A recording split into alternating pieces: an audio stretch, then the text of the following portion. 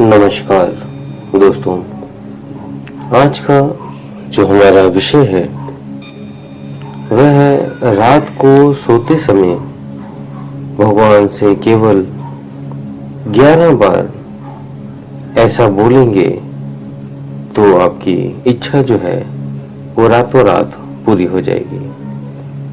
तो ये आपने कैसे करना है उस विषय में आपको पूरी जानकारी देते हैं, ताकि आपकी भी अगर कोई इच्छा हो वो आपकी पूर्ण हो सके।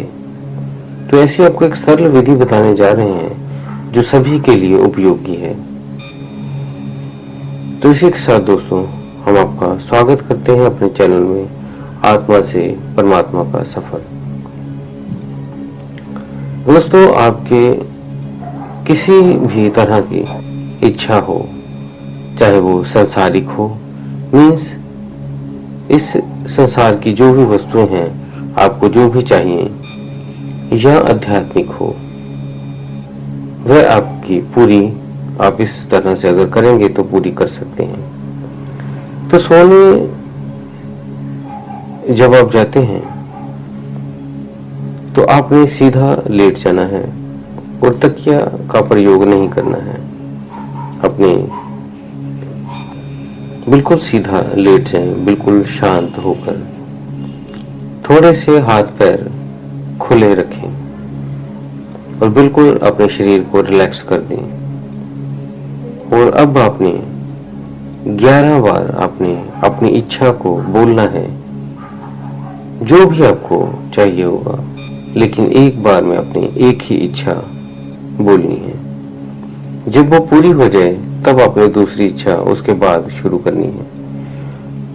इसके लिए आपकी जो भी इच्छाएं होती हैं, चाहे आपको धन चाहिए, या आपको मान सम्मान चाहिए, या आपको कोई नौकरी चाहिए, या आपका कोई व्यापार है, वो आप या व्यापार शुरू किया है वो अच्छा चले, या आपकी शादी नहीं हुई है तो शादी के लिए इच्छा कर सकते हैं, या आपकी जो रिलेशनशिप हैं उनमें अगर कोई किसी भी रिलेशन में कोई झगड़ा हो गया हो, उस रिलेशन को दोबारा से ठीक करना चाहते हैं, या बच्चों के लिए, मतलब जिस तरह की भी आपकी सांसारिक इच्छा हो आप उसे पूरी कर सकते हैं। और जो आध्यात्मिक व्यक्ति हैं, अगर उनकी भी कोई इच्छा है तो वो भी पूरी कर सकते हैं। किसी के सपने में भी प्रवेश कर सकते हैं। किसी सोल को मिलना हो तो वो भी आप मिल सकते हैं, किसी भी आत्मा को मिलना चाहते हैं तो इनमें से कोई भी इच्छा हो आपकी, या इसके अलावा भी कोई आपकी इच्छा है। बच्चे जैसे स्कूल में पढ़ते हैं तो उनके अच्छे नंबर आए, या वो स्कूल में फर्स्ट आए, जिस भी तरह का कोई भी इच्छा हो। संसार में बहुत सी इच्छाएं हैं। किसी को बाइक चाहिए, किसी को साइकिल चाहिए, किसी को घर चाहिए, बहुत सी इच्छाएं हैं। छोटी से छोटी इच्छा है, बड़ी से बड़ी इच्छा है। किसी को खाने के लिए कोई वस्तु चाहिए, किसी को चाय चाहिए, मतलब छोटी से छोटी इच्छा भी और बड़ी से बड़ी इच्छा भी।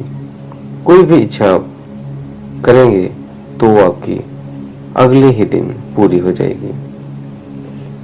लेकिन कोई ऐसी इच्छा ना करें जिसका कोई लॉजिक ही ना हो। जैसे मान लो कोई व्यक्ति अनपढ़ है और वो कहे मुझे सरकारी नौकरी लग जाए, और 11 बार ऐसा कहेगा तो वो नहीं पूरी होगी। मतलब मीन्स उसके अंदर वो योग्यता भी होनी चाहिए। लॉजिकली वो जो मांग रहा है वो उसके लिए समर्थ भी हो। और फिर उसी इच्छा को, जो भी उसकी एक इच्छा है, उस इच्छा को वो मन ही मन भी बोल सकता है, या वैसे भी बोल सकता है लेटे लेटे। उसके बाद परमात्मा का उसने नाम जप करना है। अगर वो किसी गुरु को मानता हो तो जो उनके गुरु ने मंत्र दिया है उसका जाप ही कर सकता है वो, या वो किसी भगवान को मानता है तो उनका जप कर सकता है। जैसे कोई कृष्ण को मानता है तो हरे कृष्णा उसके बाद करते करते सो जाए। अगर कोई सिख है और वो सतनाम वाहेगुरु का जाप कर सकता है। मीन्स आपकी 11 बार इच्छाएं मांगने के बाद जो भी आपने इच्छा की है वो 11 बार बोलने के बाद आपने जिस भी इष्ट को, भगवान को आप मानते हो, उसका लेटे लेटे 10 मिनट तक, 15 मिनट तक सिमरन करना है और करते करते आपने सो जाना है। अगर आप मुस्लिम हैं तो अल्लाह हो या और भी कोई भी धर्म के हैं, राम राम जप सकते हैं, राधे राधे जप सकते हैं, जो भी जिनमें उनकी आस्था हो उस नाम को वो जाप कर सकते हैं। बस ऐसे जाप करते करते 10-15 मिनट में आप फिर सो जाएंगे और फिर वह बात आपके सबकॉन्शियस माइंड में चली जाएगी और जो हमेशा ब्रह्मांड से कनेक्ट होता है जाता है और वह आपकी बात को परमात्मा तक पहुंचा देता है और फिर यूनिवर्स उसे पूरा करने में लग जाती है। जब जो आप करते हो वह आप बोलकर भी कर सकते हैं और मन ही मन में भी आप कर सकते हैं और प्राण जप भी कर सकते हैं।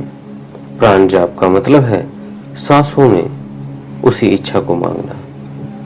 जैसे आपने कोई इच्छा जो भी है आपकी, पहले श्वास लेनी है और इच्छा को बोल देना है और फिर श्वास छोड़ देनी है, फिर दोबारा इच्छा वही करनी है और फिर श्वास भर के इच्छा बोल के और फिर श्वास छोड़ देनी है।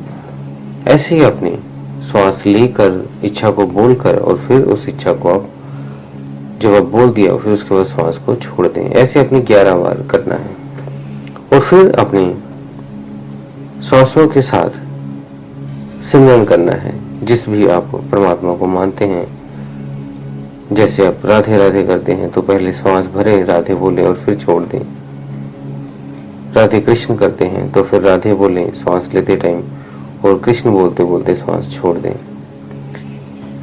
ऐसे ही अगर आप सिख हैं तो पहले जब श्वास लेते हैं तो सतनाम और फिर छोड़ते टाइम वाहिगुरु का जाप कर सकते हैं। इस तरह अपने जाप करते रहना है और 10-15 मिनट तक जाप करते करते आपने फिर आप सो जाएंगे और जो भी आपकी जो इच्छा है वो अगले दिन पूरी हो जाएगी। ज्यादातर पाया गया है सभी की इच्छाएं अगले दिन पूरी हो जाती हैं या उसके संकेत मिल जाते हैं या उससे रिलेटेड कोई आपको व्यक्ति मिल जाता है जो आपकी वो इच्छा पूरी करने में आपकी सहायता करता है। और अगर दोस्तों आपकी इच्छा पूरी नहीं हुई है तो बिल्कुल भी घबराए ना।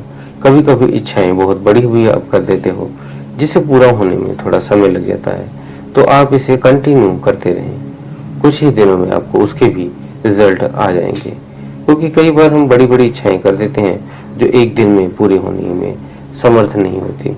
उसके लिए फिर आपको थोड़े दिन उसी को अपने जैसे जैसे आपको बताया है वैसे वैसे करते रहें और कुछ ही दिनों में उसका रिजल्ट आपको मिल जाएगा।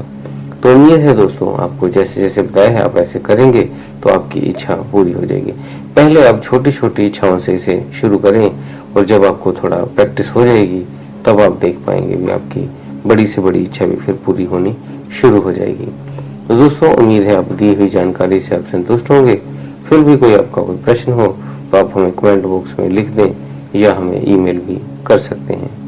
जैसे ही हमें समय मिलता है तो हम उसका जवाब आपको शीघ्र से शीघ्र देने की कोशिश करते हैं। कई आपके सवालों के जवाब पुरानी वीडियोस में पहले ही डाले हुए हैं, वो वीडियोस आप पहले देख लिया करें और फिर भी कोई अगर नया प्रश्न लगा तो हम उसका उत्तर दे देते हैं या अगर ज्यादा प्रश्न हो जाते हैं तो हम उस पर आपको वीडियोस बनाकर ही दे देते हैं। दोस्तों अगर चैनल को आपने सब्सक्राइब नहीं किया है तो कर लें ताकि आपको हर तरह की जो जानकारी हम बनाकर भेजते हैं वो आप तक पहुंच सके और आप उसका लाभ ले सकें। और वीडियो को अपने दोस्तों मित्रों में भी शेयर कर दें ताकि उनकी भी कोई इच्छा हो तो वो भी पूरी कर सकें। तो इसी के साथ दोस्तों हम विदा लेते हैं। धन्यवाद।